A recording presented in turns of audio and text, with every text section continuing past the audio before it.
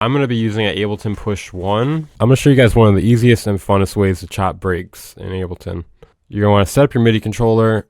I'm not going to teach you guys how to do that right now. That would be a different tutorial. I'm just going to assume you have that all set up now. As you'll see, there's a few different options here. Classic and one shot, they're okay, but slice is like the true gem in here because you'll see. Let's just click it.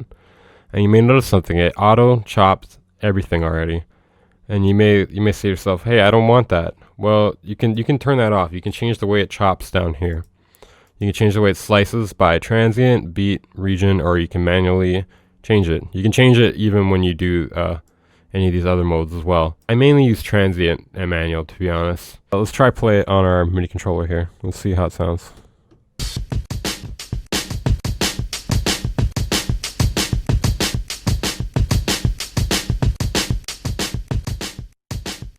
Yeah, pretty fun. As you can see, it's like each individual drum note there. If you wanted to preserve more of the groove though, and go with more of the rhythm that's already existing in it, we can change the sensitivity down here. If you turn on the sensitivity, that'll lessen the chops. So if we turn it down, let's listen to it now.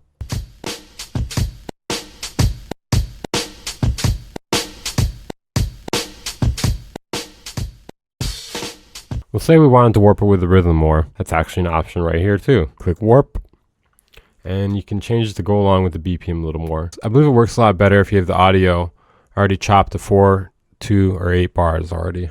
As you can see, there's some options for that over here to help you work with it, but you can't really change the audio beforehand. So you're going to want to prep that if possible. This loop I had was already prepped, so thank God. At the top left here, you'll see the tempo button. You can change the tempo number. So we're gonna make it like 70 something. That way we can really like hear the warping. So let's listen to it now.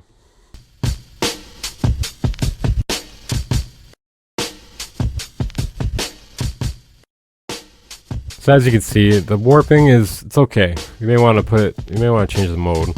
Let's try like Complex Pro. It might sound a little bit better.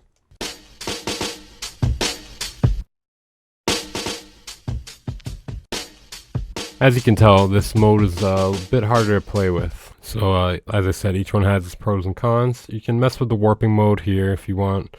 There's a lot of different options. So that's one good thing about this.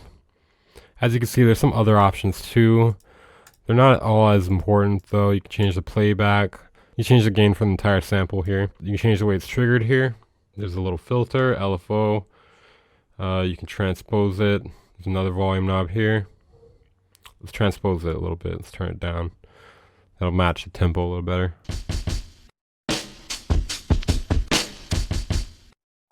So yeah, pretty cool. A lot of creative things you could do with that there. Then as you can see, there's another tab here where there's controls. You can dig into the sample controls a little more here. You can even change the glide if you want that. Not sure how that'll work for drums. Hopefully you guys learned a lot about chopping drum breaks, and hopefully you guys have a lot of fun with this. I find it to be one of the funner parts of music production. That's one reason I keep a big folder of breaks, so I can chop them and just play drums. Pretend like I have a drum set, or a bunch of different drum sets. Well anyways, back to the other guy. That's it for this video. Hopefully you guys learned something about chopping drum breaks.